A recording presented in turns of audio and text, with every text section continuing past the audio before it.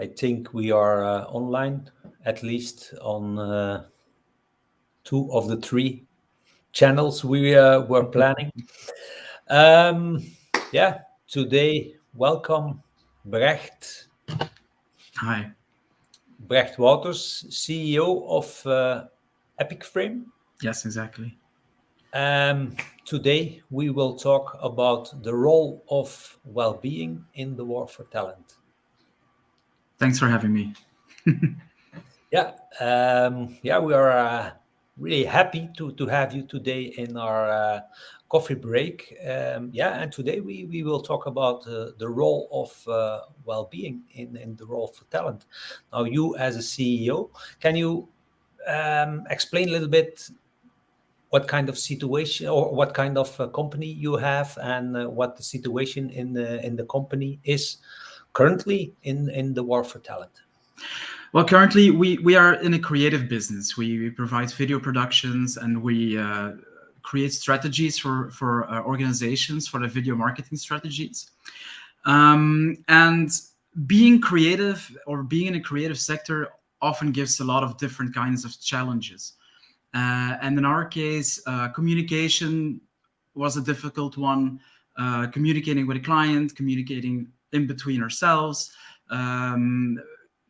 Proven very challenging, to say the least. So what did we do? We enabled some kind of a Scrum environment, and a Scrum environment comes from IT. It kind of means that you break up a big project into smaller bits, and you kind of divide them between the team members, and you report to each other, and you give feedback, and you're flexible in the way you handle your tasks.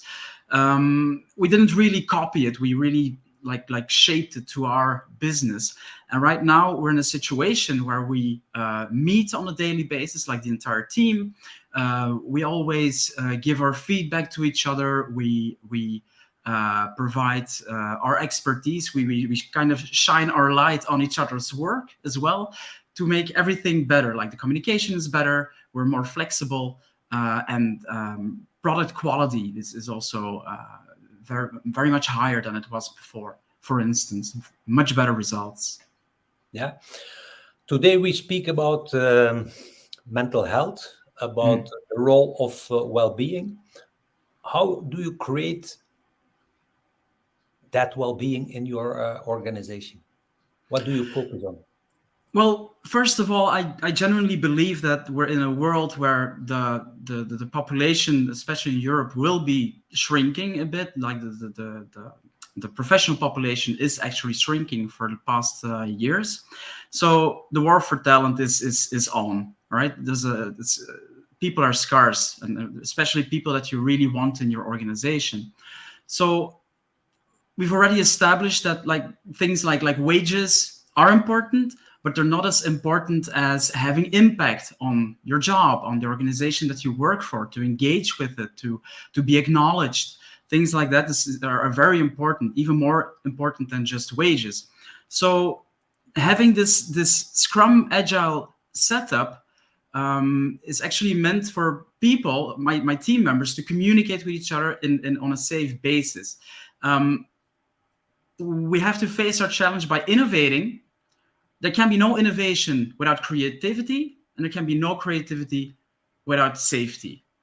If you're stuck in some kind of fight, flight, or freeze mode, you cannot be creative. You're just tunnel visioning on some kind of specific problem. You forget all the rest. You can't find any solutions. So feeling free and feeling safe to communicate was prior for us. And that's why we set up the Scrum environment. So we talk on a daily basis. Like mammals feel safe by doing something, realize they don't get eaten, and then do it again. So, it's safe. And it's the same thing with speaking, with talking. A lot of people are afraid to speak out. A lot of people are afraid to give their opinions. And giving opinions, and especially in this case, is very important. So we created an environment where all the team members can talk, where they can say, well, yesterday I performed like this. Today I'm planning to do this. Everyone does the same thing. All the roles are set. Everything's clear. Clarity also provides safety. And it actually over a couple of years' time, it's a long process, it actually taught us it's safe to communicate. And that's the basis for everything when it comes to having an impact with well-being on the work floor. Yeah, and practically, how does it work? So in fact, you are using Scrum to create a safe environment. You Yeah. bring people together, I suppose daily. You bring them together. You have a review weekly. Can you explain a little bit for the people who are watching now who don't know what Scrum really is, how that works, and how people can express, and how can they be vulnerable in a Scrum meeting? How is that going on in daily practice? Well, I'm going to give our version of Scrum. Actually, I'm not an IT guy, so we kind of adapted the Scrum philosophy. But in our case, it actually, there's some couple very solid rules, but as few of them as possible. So people have the freedom to roam around those safety points that they can kind of organize their own way of working on what they like and what their needs are at the time. So that's one basic thing I want to give, and we can do that by having those daily meetings. We call it the Scrum meeting. Only takes 5 minutes. Everyone talks. Everyone says what they did the day before. Everyone says what they're going to plan. And it's always in the same order. So there's no energy lost in asking who's going to be next, and no people can hide behind another. No people can use their umbrellas to get out of the talk. And that teaches them the safety. That's the first thing. And it teaches us to talk to each other. Then we have this bi-monthly, it's like every 2 weeks, we have a bigger meeting where the team in between themselves, they talk about problems, they talk about their issues, and they provide their own solutions to those issues. And in that way, our processes are continuously being shaped and continuously being modeled to fit the people working in our team, because the solution comes from from each and every team member. Same thing. Everyone needs to give some working points. Everyone needs to provide with some positive feedback, and we all talk with each other. And that talking is the basis for every kind of safety we have. But we can progress on that. We can increase on that by giving people impact on their own daily personal life at the company and even beyond the company. It's the team that decides if you can go on leave. It's a team that decides if you can work at home. It's a team that decides if there are any if there's some appointments that we make that we don't need to follow. It's a team that enables the exceptions. That's what I wanted to say. So they're in control of the way they work for most of the time. Me as a manager, I'm not even really. I'm just coaching. I'm just saying, well, you can do this. You can just please talk to this person, talk to that person. Just go and have a direct chat with people. That's my role. And I kind of provide the framework, like things like tools, and we search together for those tools. But it provides such kind of clarity concerning the way they can do their work, because they can really implement their own self into their daily job, and that also creates a real basis of safety for each and every individual. It really gets fit on each individual needs, and that's actually the entire thing. And talking and structurizing, making things visible. We also use KPIs to kind of see our progress, and I've had plenty of discussions before with people regarding those KPIs. But I think the true difference with what we do is to actually make those KPIs dynamic. If the team thinks that a KPI is not useful anymore, we drop it, and we even provide a new one. So it's actually like the team really provides with their own KPIs. It's a very interesting dynamic to witness. Yeah. Do you use that method to attract new people? So, for example, when I apply for a job, do you explain what's going on? Do you show people what's going on? Is that your main attractor to get new people? Well, No, they don't get to hear from me how the team works. They get to hear that from the team themselves. I think it's about almost a year ago when one of our senior members left the team because she wanted to go freelance and prepare for that. And I said, well, team, tomorrow you have your bi-weekly meeting. Go and have a little chat together and tell me how you're going to find your new team member. That's actually what happened. And what they did after that meeting, I couldn't be more proud of them. They came to me and said, well, we need more time. so they actually had the courage and the guts to say, well, we can't do what you're asking us now, but they also provided me with some kind of alternative and to say, well, we're going to meet in 2 days and then we're going to do it properly. And then they gave me they themselves set up the plan of action. And actually, the first time when I met the new people, the new potential recruits, I think we were 2 or 3 weeks into the process. So they had their own. They had the opportunity to make their own application to the job profile they needed. They talked to the juniors. They asked to them, well, where do you want to go? How do you want to grow?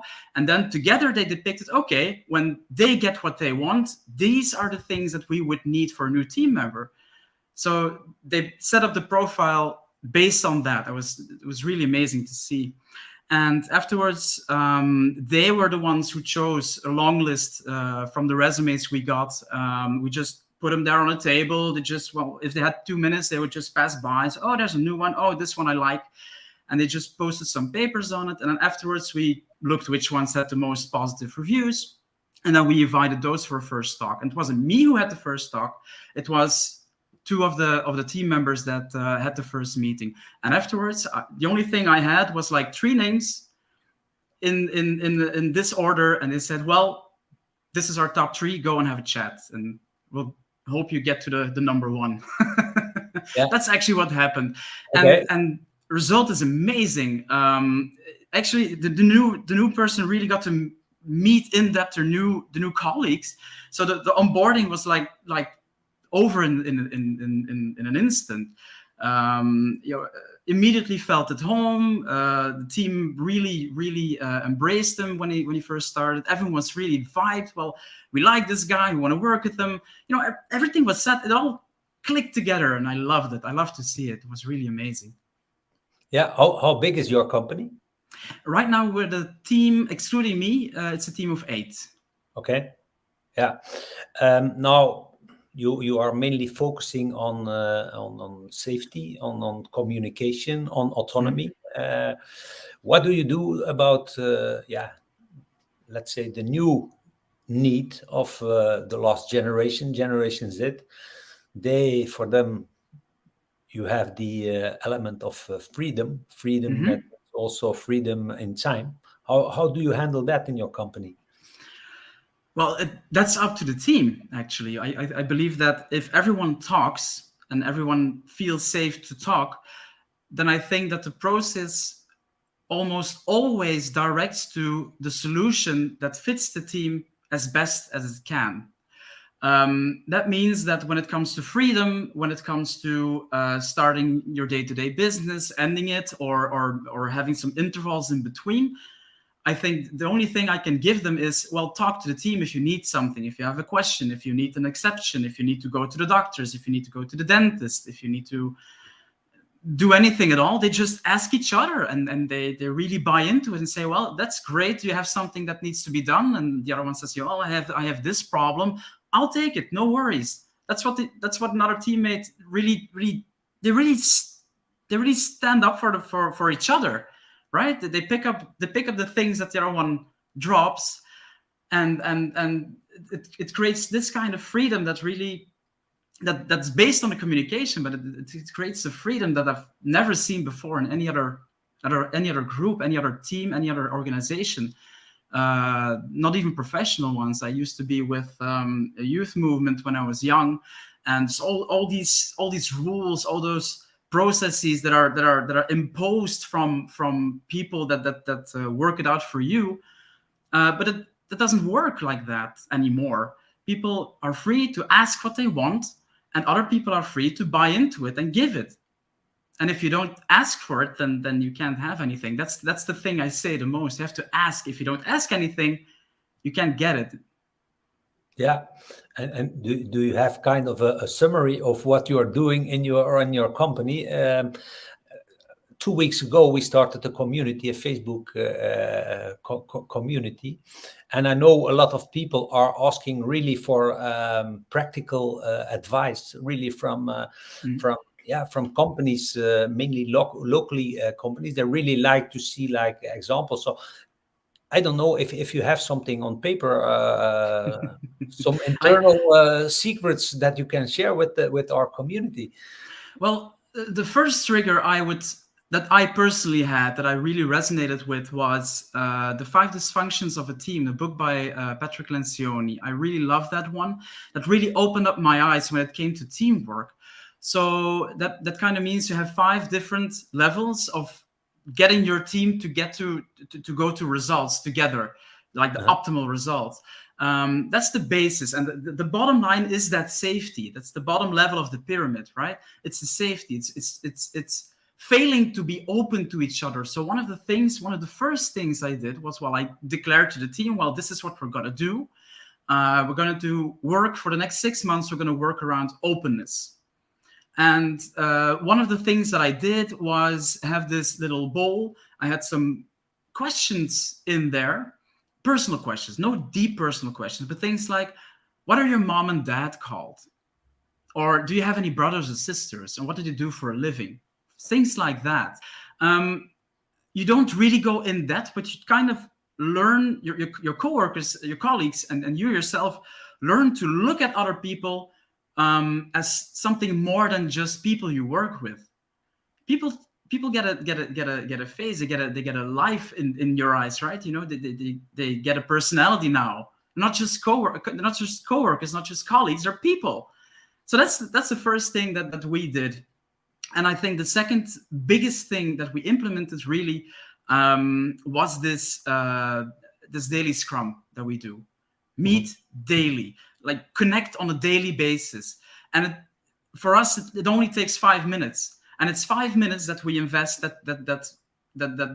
provides for hours of extra time that we don't spend chasing problems, that we don't spend solving problems that are not even there, for instance.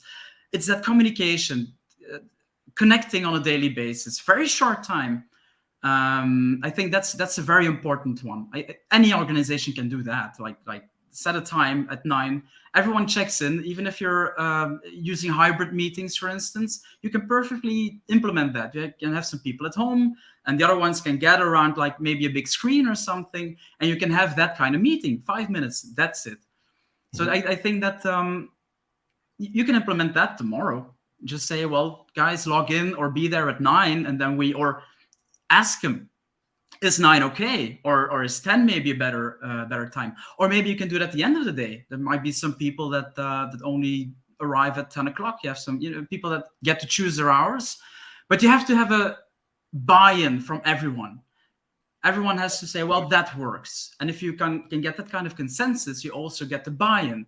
So I'd say, as a manager, ask them what they would like. When do you want to meet? And then then you'll find it. You find a fixture. So and stick to that.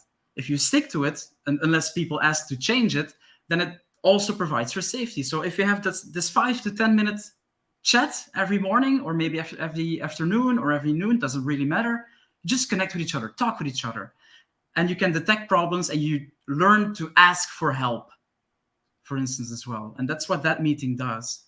Yeah. And from that starting point, you can go on and implement new tools. Like you will notice what you're missing when you're doing this, right? It'll open up a lot of possibilities, a lot of problems that you didn't know were there to begin with. And then as you go, you develop together the tools you need to do all the rest. That's how it worked for us. It was a 2-year process. It was very interesting, but where we started 2 to 3 years ago, we're now at a totally different place, and you have to let that go.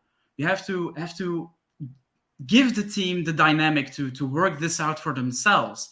You can try and impose things. You can see problems coming from miles away, but if you just say, well, look out, there's going to be a problem, you can have this solution, there's not going to be a buy-in. And if you don't have a buy-in to a solution, they're not going to do it anyway. So let them come with solutions to problems that occur, to problems that get visible suddenly because of the meetings. I'd say that's a very good starting point for this kind of connection with your team.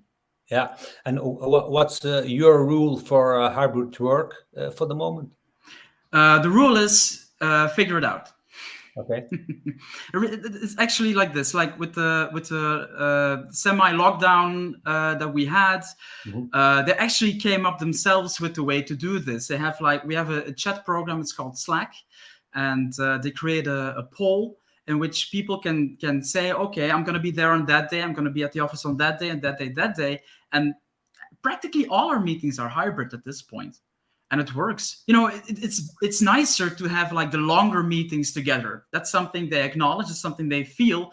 And when we're not obliged to work from home anymore, they've already said, well, if we have those meetings, we're going to come together at the office, for instance. That's all them.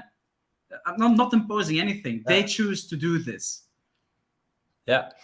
We have on the conference, on the Happiness at Work conference in June, we have Shane Snow speaking about how to create a hybrid dream team.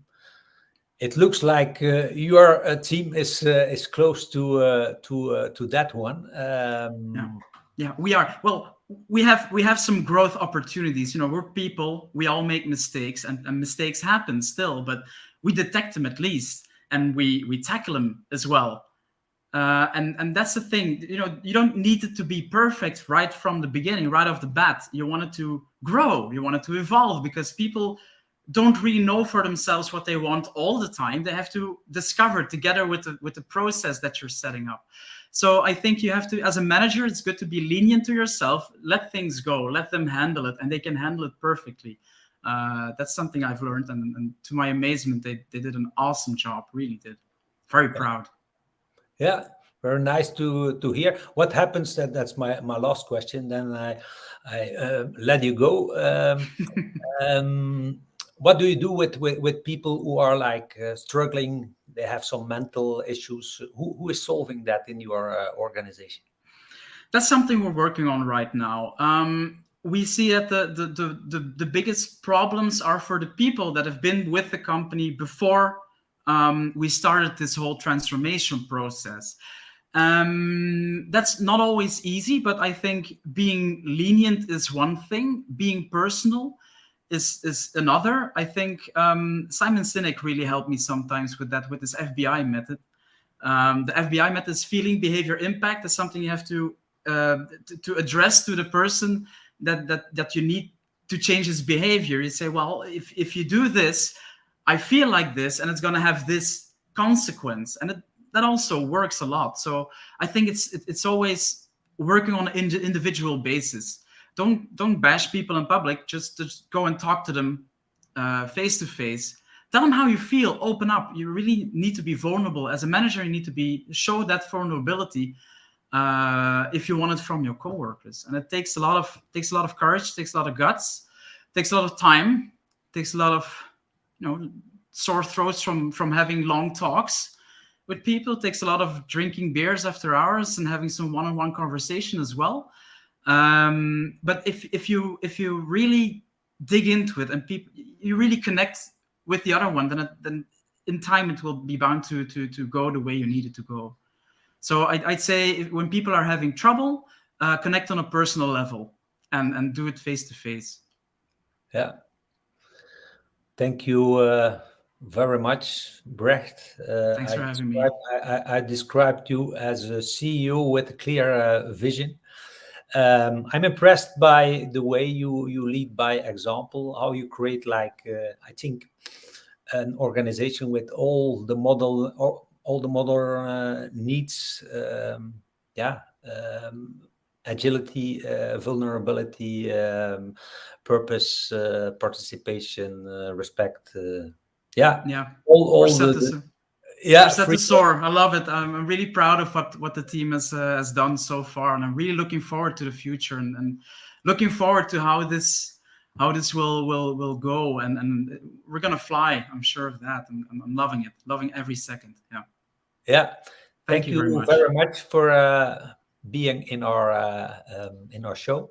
Yeah, and we meet soon, and for sure at the conference in June. Thank you very much for your time. Great. And Thank keep you. doing the Bye. good work. See you soon. Bye bye.